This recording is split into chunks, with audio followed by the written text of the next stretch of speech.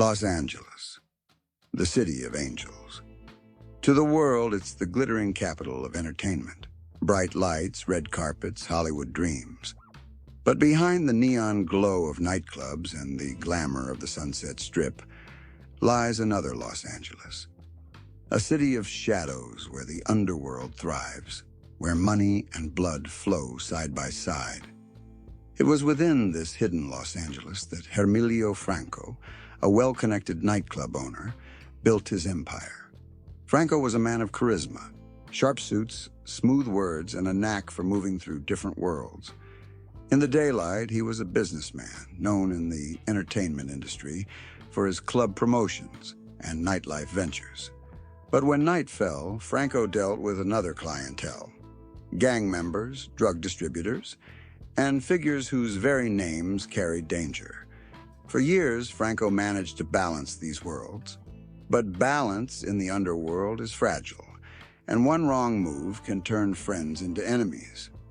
In the early 2000s, Franco's life ended violently. He was gunned down, murdered in cold blood in Los Angeles. The attack was precise, leaving no doubt that it was a professional hit. Nothing was stolen, no robbery staged. This was no random act of violence, it was an execution. At first, the killing shocked many in Los Angeles nightlife circles. Who would dare take down a man like Franco, someone with so many connections? But in the streets, in the back rooms of gang hangouts, and in the coded whispers passed through prison payphones, the answer was already circulating. Franco had crossed paths with the most feared criminal organization in California, the Mexican Mafia, known on the streets and inside prison yards simply as La Ime. And according to authorities, the man tasked with carrying out the murder was none other than Manuel "Snuffy" Quantero, a reputed member of La Ime, known for his violent reputation and his ability to enforce the gang's orders without hesitation. The story of how Manuel Quantero came to be charged with the murder of Hermilio Franco is not just the story of a crime. It's the story of a hidden war, one waged from the shadows of Los Angeles, where the Mexican Mafia controlled life and death, even from behind prison walls. It's a story of ambition, betrayal, and the high cost of crossing an organization that tolerated no disobedience. To understand this murder, we have to go deeper into the origins of the Mexican Mafia, deeper into the life of Manuel "Snuffy" Quantero, and deeper into the world of Hermilio Franco, the nightclub owner who believed he could walk the line between two worlds, until one night that line disappeared. Imagine the scene. It's a warm Los Angeles evening. The clubs are alive, music thumping, drinks flowing. Franco is in his element, overseeing his business, shaking hands, checking in with his clientele. The energy is electric, a mix of glamour and grit. But somewhere, out there in the city, plans are already in motion. A green light has been given, the ultimate sanction from the Mexican Mafia. Franco has been marked for death. In the hidden code of prison politics, a green light is an unbreakable order. Once sanctioned, it cannot be undone. It doesn't matter who you are, how much money you have, or how many connections you think will save you. When La M gives the order, there's only one outcome. And for Franco, that outcome was waiting in the shadows. When homicide detectives arrived at the crime scene, they immediately knew this wasn't just another Los Angeles killing. The way Franco was executed bore the hallmarks of gang-sanctioned violence. The crime scene told a story. No hesitation, no mistakes, no evidence of robbery. This was business. As detectives began digging, the Mexican Mafia's name came up again and again. Informants whispered that Franco had failed to meet his obligations. Some said he had fallen behind on protection payments owed to the Mafia. Others believed he had dared to bypass La M cutting deals with rival players in the underworld. Whatever the truth, investigators agreed on one thing. Franco's murder was a message, and in the center of that message stood Manuel "Snuffy" Quantero. Who was Quantero? How did a man like Franco find himself in his crosshairs? And how did the Mexican Mafia orchestrate a killing that would ripple through both the streets and the courts of Los Angeles? To answer that, we must go back to the beginning, to the rise of La M, to the making of Manuel Quantero, and to the deadly world where one wrong move could cost you your life. To understand why Hermilio Franco was killed, you first have to understand the organization behind the order, the Mexican Mafia, or La M. The Mexican Mafia is not like other gangs. It isn't a neighborhood clique or a loose group of criminals. It is an institution, a syndicate, a brotherhood forged in blood inside California's most dangerous prisons. And from those prison cells, it extended its grip onto the streets of Los Angeles, pulling the strings of hundreds of smaller gangs. By the 1970s and 1980s, the Mexican Mafia had become more than a gang. It was a shadow government inside California's prisons. Every major street gang with Mexican-American ties was forced to acknowledge La M's authority. The rule was simple. If you wanted to operate, you paid taxes to the Mafia. In exchange, you received protection and permission to conduct business. The system worked like a criminal pyramid. Neighborhood gangs sold drugs, collected money, and sent a portion back up the chain. At the top sat La M, dictating life and death from within prison walls. Orders were passed through visits, coded letters, and phone calls made from behind bars. And those orders were carried out on the streets with ruthless efficiency.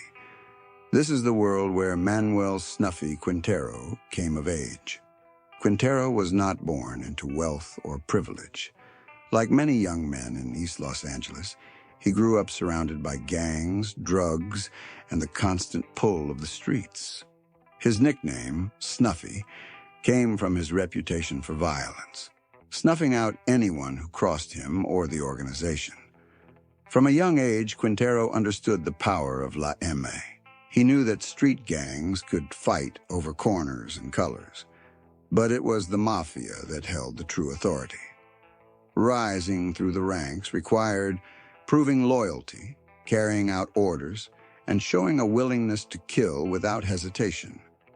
Quantero did all three. By the 1990s, he was already on law enforcement's radar. Known as an enforcer tied to La M, he was linked to extortion, drug distribution, and multiple violent incidents. Inside prison yards, his name carried weight. On the streets, it carried fear. But Quantero was more than just muscle. Within the Mexican Mafia, enforcers like him played a crucial role. They were the bridge between the prison leadership, often serving life sentences, and the outside world where business needed to be handled. If a street gang failed to pay taxes, enforcers like Quantero were the ones who collected.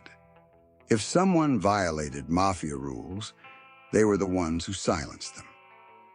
And if a high-profile figure, like Hermilio Franco, needed to be eliminated, they were the ones chosen to carry out the order.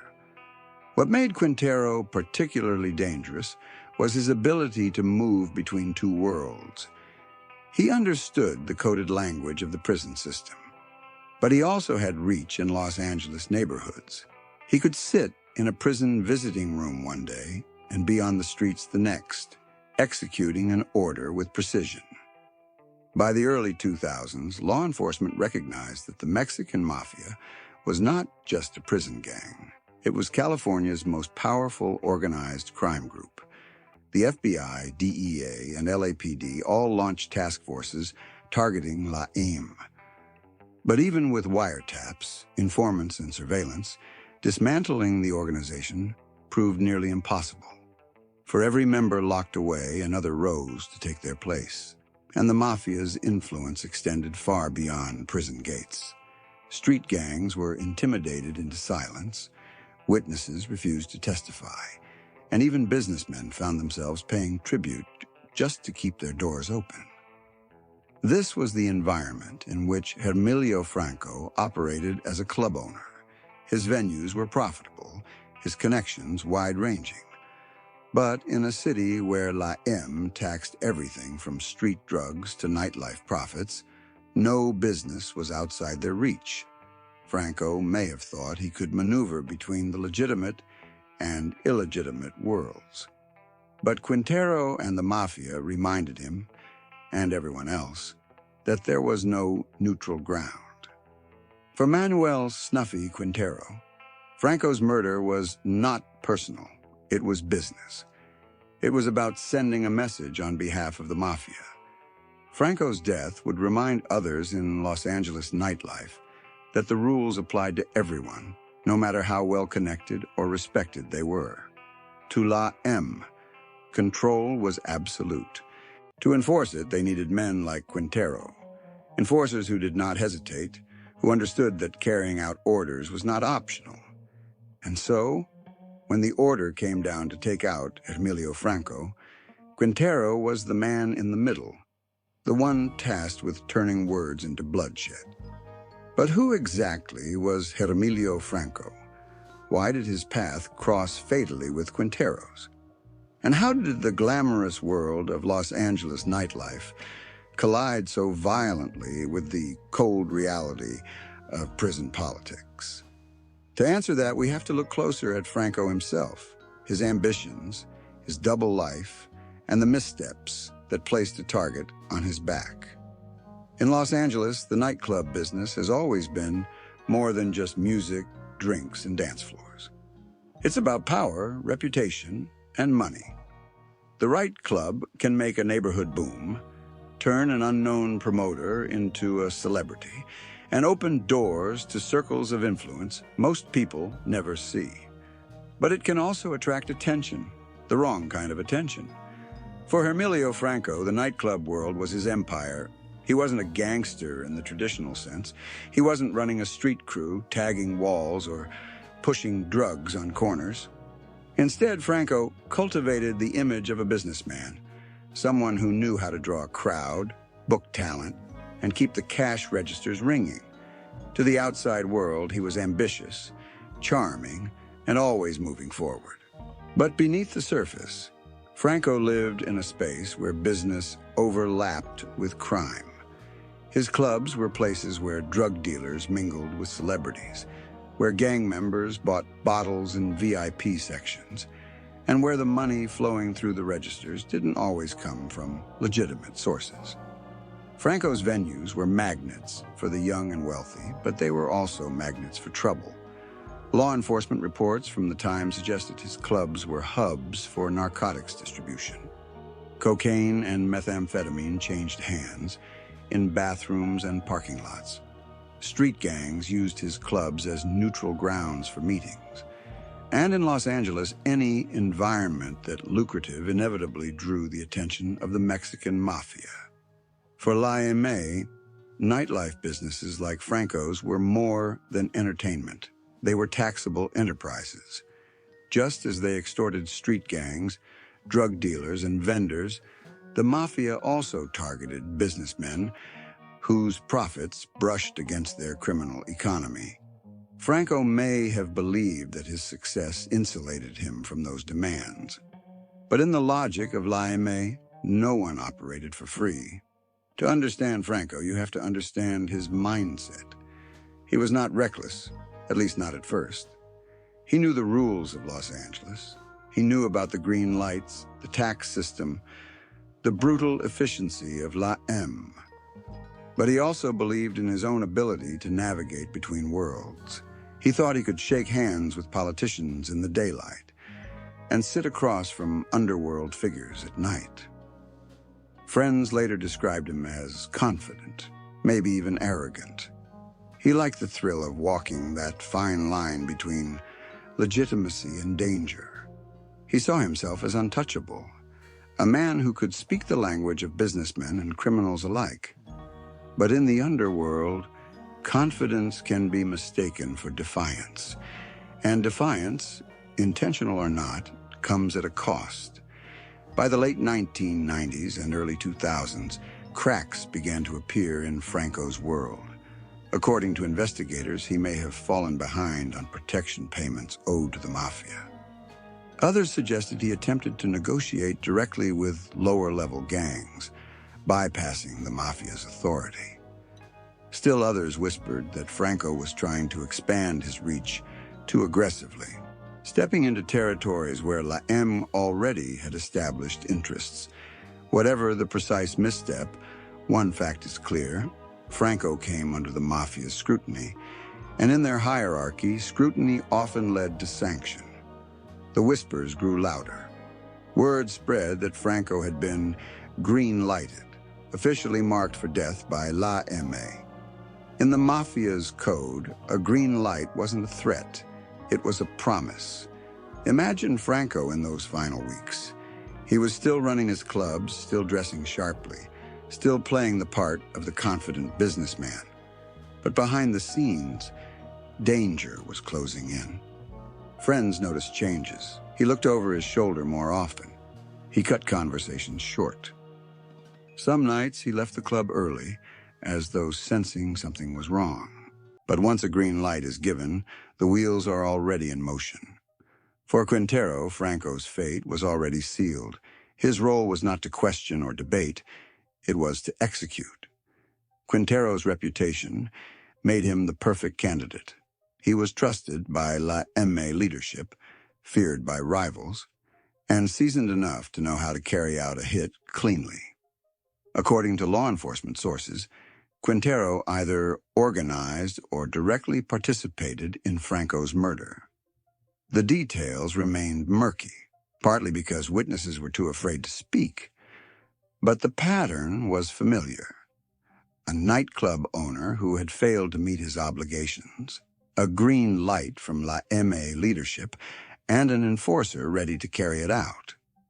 Franco's death was more than just the silencing of a businessman. It was a demonstration of power. To other club owners, it was a warning: cooperate or face the same fate. To street gangs, it was proof that even those who thought they were above the rules could be reached. And to law enforcement, it was confirmation of what they already knew: that the Mexican Mafia was not just a prison gang. It was an invisible hand guiding crime across Los Angeles, touching everything from drug sales to nightclub profits. In the end, Franco's double life collapsed. The businessman who thought he could walk both sides of the street fell victim to the very forces he tried to balance. His murder wasn't random, it was inevitable, the result of decisions made in a world where there are no second chances. And at the center of it all was Manuel "Snuffy" Quantero, carrying out the will of an organization that demanded absolute obedience. But the story doesn't end at the nightclub. The murder itself would spark an investigation that pulled back the curtain on La M.A.'s influence and put Quantero squarely in the crosshairs of law enforcement. The night Hermilio Franco was killed began like so many others. For Franco, nightlife wasn't just a business, it was his identity.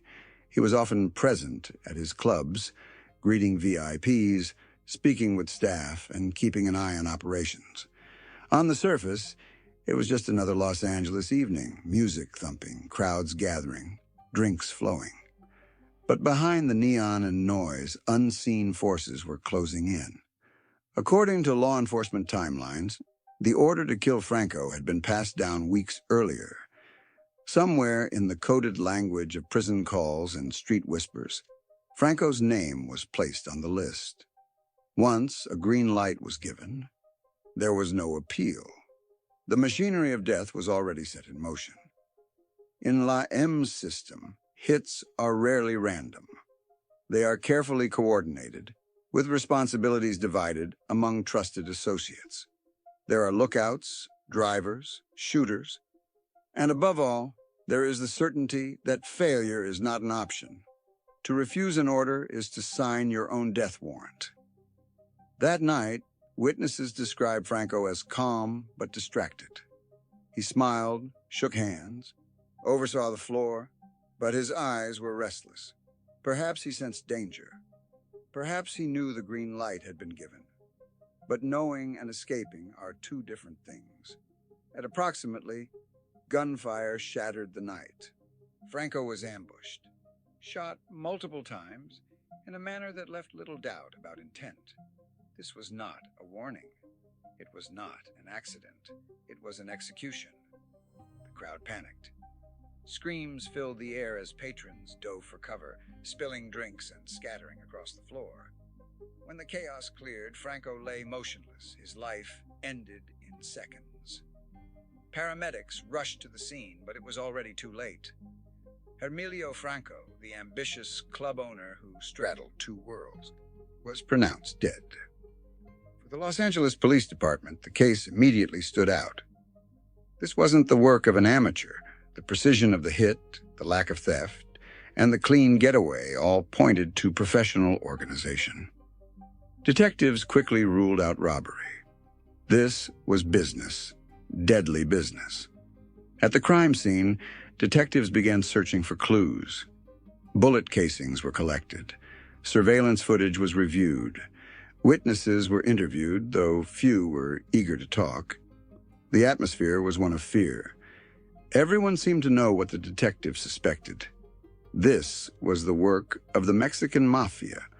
But knowing and proving are two different things. In cases involving LAM, fear is a powerful weapon. Witnesses often vanish, recant their statements, or refuse to testify. To speak out is to risk your own life. Still, whispers circulated. Within days, Franco's murder was linked to unpaid debts and disputes with LAM. The name that surfaced again and again was Manuel "Snuffy" Quantero. Quantero was already known to authorities. His violent reputation, his connections to prison leadership, and his history of carrying out orders made him a natural suspect. Informants suggested that Quantero had either pulled the trigger himself or orchestrated the crew that did. Wiretaps and confidential informants provided further leads. According to investigators, conversations intercepted from prison hinted at Franco's name being discussed, his fate sealed long before the bullets flew. Detectives began to piece together the chain of events. Franco's disputes with the Mafia had escalated. Quantero, as a trusted enforcer, was given the task. The night of the murder, a team moved in. The shooting was clean, the getaway immediate, and the message, delivered in blood, was unmistakable. For LAM, Franco's death was both punishment and demonstration. To others in the nightlife scene, it showed that no one was beyond reach. To gangs and associates, it reinforced the rule. The Mafia's authority was absolute. But building a case strong enough to charge Quantero was no simple matter. The LAPD and federal authorities faced the same obstacles they always encountered with LAM: silence, intimidation, and the ever-present threat of retaliation. Detectives leaned heavily on informants. Some were street-level gang members looking to cut deals. Others were incarcerated associates hoping to reduce their sentences. Piece by piece, a narrative emerged linking Quantero to the killing. Still, the evidence was fragile. Prosecutors knew juries would be skeptical without direct witnesses. The challenge was to connect Quantero to the crime, not just by reputation, but by fact. Franco's death sent shockwaves through Los Angeles nightlife. Club owners grew cautious, aware that success could bring unwanted attention. Some quietly arranged to make protection payments, hoping to avoid Franco's fate. Others distanced themselves from known gang affiliates, fearing they could be next. For law enforcement, the killing underscored the depth of LAM's reach. Even as authorities conducted sweeping indictments against Mafia members, the organization remained strong. Orders continued to flow from prison cells. Murders continued to be sanctioned, and men like Quintero continued to enforce the will of Laemi without hesitation. By the time the investigation reached its peak, all signs pointed to Manuel "Snuffy" Quintero. To authorities, he wasn't just a suspect. He was the linchpin, the man who had turned the Mafia's order into action. And so, Quintero was charged with the murder of Hermilio Franco, thrusting him into the spotlight of one of Los Angeles's most high-profile underworld cases. But the courtroom battle would prove just as dramatic as the crime itself. Prosecutors would paint Quintero as a ruthless enforcer. The defense would argue that he was a target of reputation rather than evidence, and the legacy of Hermilio Franco's murder would echo through the city long after the verdict was read. When Manuel "Snuffy" Quintero was charged with the murder of Hermilio Franco, it marked a critical moment in the war between law enforcement and the Mexican Mafia. For years, investigators had suspected Quintero's role as a trusted enforcer, but now they had placed him directly at the center of one of Los Angeles's most chilling underworld killings. The courtroom became the stage where two powerful narratives collided. On one side, prosecutors built their case with painstaking detail. On the other, Quintero's defense sought to dismantle it piece by piece, framing him not as a murderer, but as a man trapped by reputation. Prosecutors painted Quintero as exactly what his nickname suggested: a killer, someone trusted to snuff out enemies of the Mexican Mafia. They explained to the jury how La Eme operated, how a green light order was given, and how enforcers like Quintero carried those orders to completion. In their narrative, Franco's killing was not random. It was a textbook mafia execution. They presented wiretap evidence, testimony from confidential informants, and the structure of La M itself to show that Quintero was the man responsible. To the prosecution, this wasn't just about one murder. It was about pulling back the curtain on the entire organization. The defense countered fiercely. They argued that the case relied too heavily on jailhouse informants, men with motives to lie in exchange for lighter sentences. They pointed out the lack of direct forensic evidence tying Quintero to the trigger. No eyewitness had come forward to identify him. No murder weapon had been recovered with his fingerprints. Instead, the defense insisted prosecutors were asking the jury to convict based on fear. Fear of the Mexican Mafia, fear of Quintero's reputation, fear of whispers from the street. But reputation, they argued, was not proof. For the family of Hermilio Franco, the trial was agony. They sat through testimony about Franco's alleged debts, his underworld connections, his double life. But to them, Franco was more than a name in an indictment. He was a brother, a husband, a son. Their grief was compounded by the public dissection of his life, by the way prosecutors and defense attorneys alike turned him into a symbol of the clash between business and crime. Friends remembered Franco as a man who could light up a room, who dreamed of expanding his club empire, who believed he could move fluidly between worlds. But the trial forced them to confront the darker side of his ambitions, the choices that had entangled him with La Eme, and the price he had paid. Beyond the courtroom, law enforcement agencies watched closely. Franco's murder was more than a homicide case. It was a test of whether authorities could successfully prosecute high-ranking associates of the Mexican Mafia. For decades, the organization had operated with near impunity, protected by silence and intimidation. Task forces had spent years dismantling street-level gangs and targeting La M leaders with federal racketeering charges. But cases often collapsed under the weight of witness fear. Franco's murder trial offered a rare chance to strike a blow against the Mafia's enforcers. The trial stretched on, with both sides battling over credibility and evidence. The jury heard of prison politics, coded phone calls, and the deadly efficiency of the Mafia's green light system. They also heard about the holes in the state's case, the absence of hard forensic proof, the reliance on informants whose motives were questionable. In the end, the verdict, whatever its outcome, could never erase the reality of what had happened. Hermilio Franco was gone, killed in a manner that bore the unmistakable mark of organized crime, and Manuel "Snuffy" Quantero's name was forever tied to that killing. For law enforcement, the trial underscored the difficulty of prosecuting Mafia-related cases. Even when suspects were charged, convictions were hard-won. Fear kept witnesses silent.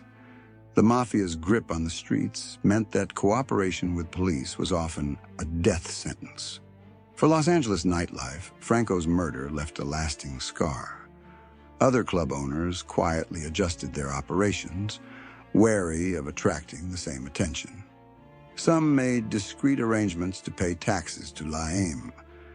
Others backed away from the underworld entirely, unwilling to risk the same fate.